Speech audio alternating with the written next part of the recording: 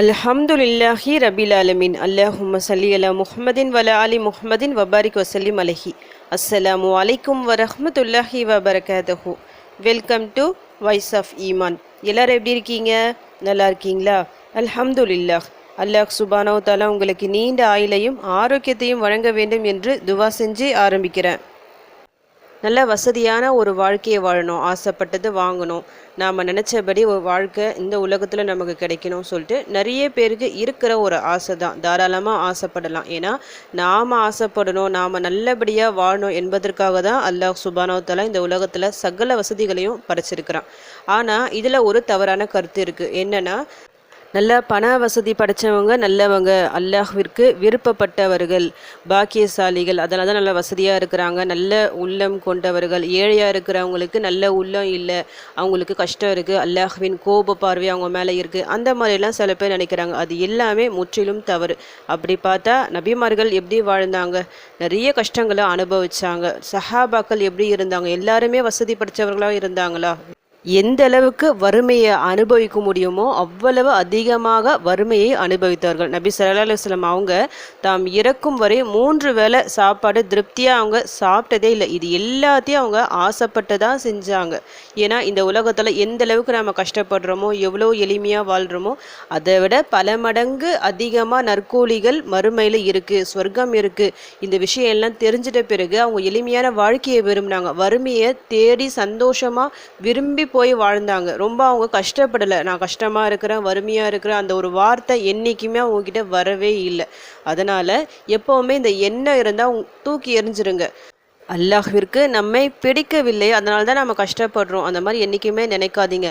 அல்லாஹ் தான் நாடியவர்களுக்கு வாழ்வாதாரத்தை அள்ளி கொடுப்பான், அதே போல் தான் நாடியவர்களுக்கு வாழ்வாதாரத்தை சுருக்கியும் கொடுப்பான். ரெண்டுத்துலேயுமே நாடியவர்கள் என்ற ஒரு வார்த்தை தான் இருக்குது.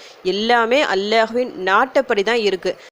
தன்னிடம் கேட்பவர்களுக்கு அவன் தாராளமாக அள்ளி கொடுப்பான். அதனால் உங்களுக்கு என்ன தேவை இருந்தாலும் சரி, அல்லாஹ்விடம் கையேந்தி கேளுங்க. நல்ல வசதியான வாழ்க்கை வாழணும், கடன் பிரச்சனைகள் எல்லாமே தீரணும், ஒரு பரக்கத்தான ஒரு வாழ்க்கையை அமையணும், நல்ல சொந்த வீடு வாங்கணும், நல்ல வேலை கிடைக்கணும், சம்பாத்தியம் அதிகமாகணும், இந்த மாதிரி நிறைய விஷயங்கள் உங்களுக்கு இருக்கும்ல, செல்வம் சார்ந்த விஷயங்கள்.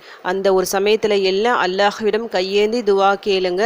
இன்ஷா அல்லாஹ் நீங்களும் நல்ல வசதியான ஒரு வாழ்க்கையை வாழலாம். இன்றைக்கி நான் சிறப்பான ஒரு 2 துவாக்கள், முதல்ல பொறுத்த வரைக்கும் ஒரு இஸ்மை சொல்ல போகிறேன், அடுத்ததாக ஒரு துவா. இந்த 2த்தையும் நீங்கள் வழக்கமாக ஓதிட்டு வரணும். எப்போ ஓதிட்டு வரணும்னா, காலையில் ஃபஜ்ர் தொழுதுட்டு ஓதிட்டு வரும்போது இன்ஷா அல்லாஹ் உங்கள் வாழ்வாதாரம் பல மடங்காக உயரும். அந்த அளவுக்கு சிறந்த துவாக்கள் 2மே நீங்கள் ஆனால் வழக்கமாக கடைப்பிடிச்சிட்டு வரணும். அதுதான் முக்கியம். ஏன்னா நிறைய பேர் இதை விட்டுருவாங்க, கொஞ்ச நாள் ஓதுவாங்க, அதுக்கப்புறமா விட்டுருவாங்க. அப்படி இருந்தால் உங்களுக்கு பலன் கிடைக்காது.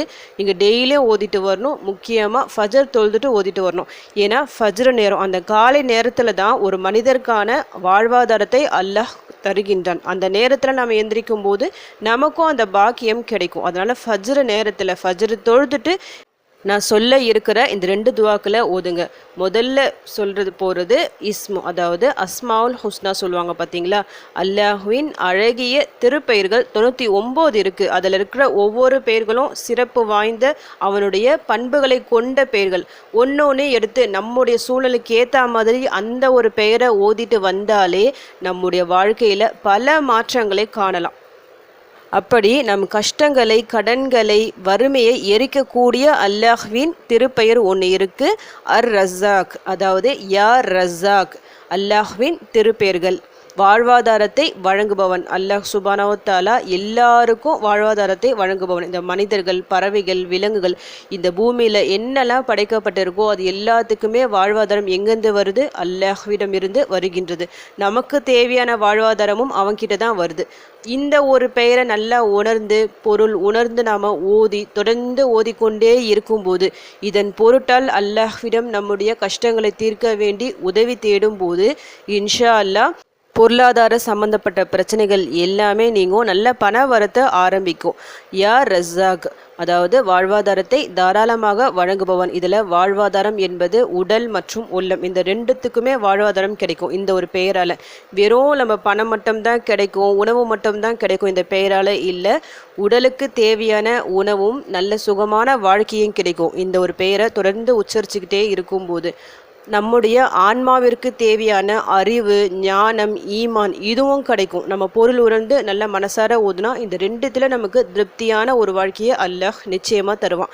இந்த ஒரு திருப்பெயரை எத்தனை முறை ஓதணும்னா குறைஞ்சது 100 முறை ஓதுங்க. அவசியம் ஓதிக்கிங்க. யா ரஸாக் யா ரஸாக் யா ரஸாக் சொல்லிட்டு நல்லா பொறுமையாக 100 முறை ஓதிக்கிங்க. ரொம்ப டைம் உங்களுக்கு எடுக்காது. அதை ஓதிட்டு பிறகு இந்த ஒரு துவாவையும் ஓதிக்கிங்க. அல்லாஹும்ம இன்னி அஸ்அலுக இல்மன் நாஃபியா வ ரிஸ்கன் தொய்யிபா வ அமலம் முத்தகப்பலா. அல்லாஹும்ம இன்னி அஸ்அலுக இல்மன் நாஃபியா வ ரிஸ்கன் தொய்யிபா வ அமலம் முத்தகப்பலா. அல்லாஹும்ம இன்னி அஸ்அலுக இல்மன் நாஃபியா வ ரிஸ்கன் தொய்யிபா வ அமலம் முத்தகப்பலா. யா அல்லாஹ், நான் உன்னிடம் பயனுள்ள கல்வியையும் பரிசுத்தமான அதாவது ஹலாலான வாழ்வாதாரத்தையும் ஒப்புக்கொள்ளப்பட்ட நற்செயலையும் கேட்கின்றேன். நமக்கு ஹலாலான வாழ்வாதாரம் மட்டும் இந்த துவா பெற்றுத்தராது, பயனுள்ள கல்வியும் நமக்கு இது மூலம் கிடைக்கும். நாம் செய்கின்ற ஒவ்வொரு நற்செயலையும் அல்லாஹ் ஏற்றுக்கொள்வான். அதன் பொருட்டாலும் நிறைய நன்மைகள் நமக்கு கிடைக்கும். ரிசுக்கிற்கான துவாக்கள், அதாவது ரிசுக்கை அதிகரிக்கக்கூடிய துவாக்கள் நிறைய இருக்குது. அதில் மிக முக்கிய வாய்ந்த துவா இது. இந்த ஒரு துவாவை நீங்கள் டெய்லியும் ஓதி பாருங்க. இன்ஷா அல்லாஹ் நல்ல மாற்றம் உங்களுக்கே தெரியும். எத்தனை முறை வேணும்னாலும் நீங்கள் ஓதலாம். இத்தனை முறை தான் ஓதணும்னு சொல்லிட்டு இல்லை. வாழ்வாதாரத்தை உயர்த்தக்கூடிய துவாக்களில் இந்த துவா மிக மிக சிறந்த துவா. அதனால அதிக எண்ணிக்கையில் ஓதிக்கிங்க. ஆரம்பத்தில் கொஞ்சம் பார்த்து ஓதுங்க. மனப்பாடமாக தெரியாதவங்க மனப்பாடமாக தெரிஞ்சிட்ட பிறகு இன்னும் அதிக எண்ணிக்கையில் உங்களால் எடுத்து ஓத முடியும். ஃபஜ்ர் தொழுதுட்டு யா ரஸாக் என்ற வார்த்தையை 100 முறை ஓதுங்க. பிறகு இந்த துவாவை ஓதிக்கிங்க. குறைஞ்சது 3 முறை ஓதிக்கிங்க. அதிகபட்சமாக எவ்வளோ வேணாலும் நீங்கள் ஓதலாம். ஓதி அல்லாஹ்விடம் நல்லா துவா செய்யுங்க. உங்கள் கஷ்டங்கள் தீரணும், கடன் நீங்கணும், சொந்த வீடு அமையணும், யாரிடமும் கையேந்தாத ஒரு சூழ்நிலை வரணும் சொல்லிட்டு அல்லாஹ்விடம் துவா செய்யுங்க. தொடர்ந்து நீங்கள் துவா செஞ்சு பாருங்கள். இன்ஷா அல்லாஹ் ஒரே ஒரு மாதம், அந்த ஒரு மாதத்துலேயே நல்ல ஒரு மாற்றம் ஏற்படும். உங்கள் கஷ்டங்கள் ஒன்று ஒன்றா விலக ஆரம்பிக்கும். வீட்டில் நல்ல ஒரு பரக்கத்தான சூழ்நிலையை நீங்களே உணர்வீங்க. ஃபஸ்ட்டெல்லாம் இதெல்லாம் வாங்க முடியுமா அப்படின்னு இருக்கும். நீங்களே தாராளமாக வாங்க ஆரம்பிப்பீங்க. ஒவ்வொரு பொருளையும் ஒவ்வொரு விஷயங்களையும் உங்களுக்கே தெரியும், மாற்றம் தெரியும். ஓதி பார்த்தவங்களுக்கு தெரியும் இது எந்த அளவுக்கு சிறந்த துவா சொல்லிட்டு, எவ்வளவு பெரிய இஸ்மு இது சொல்லிட்டு நியத்து வச்சு ஓத ஆரம்பிங்க. நியத்து மிக முக்கியம். ஏன்னா அல்லாஹ் சுப்ஹானஹு வ தஆலா ஒவ்வொரு நற்செயலுக்கும் அவங்க எண்ணங்களை பொறுத்து தான் கூலிகளை தருகின்றான். உங்கள் எண்ணம் எந்த மாதிரி இருக்கோ அதுக்கேற்ற மாதிரி கூலிகள் உங்களுக்கு கிடைக்கும். இந்த துவாவை நான் ஓதணும், இதன் மூலமாக என்னுடைய வாழ்வாதாரம் பெருகணும் சொல்லிட்டு நல்ல மனசார நியத்து வச்சுட்டு ஓதுங்க. இன்ஷா அல்லாஹ் உங்களுடைய வாழ்வாதாரம் நீங்கள் நினச்சதை விட அதிகமாக பல மடங்கு அல்லாஹ் சுப்ஹானஹு வ தஆலா பெருக்கி தருவான்.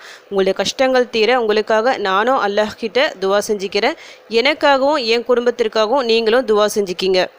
அல்ஹம்துலில்லாஹ். இந்த வீடியோ உங்கள் எல்லாருக்கும் யூஸ்ஃபுல்லாக இருந்திருக்கும்னு நினைக்கிறேன். நீங்கள் தெரிஞ்ச இந்த விஷயத்தை மற்றவங்களுக்கும் எத்தி வைங்க. இதன் மூலம் அவர்களும் பலனடையலாம்.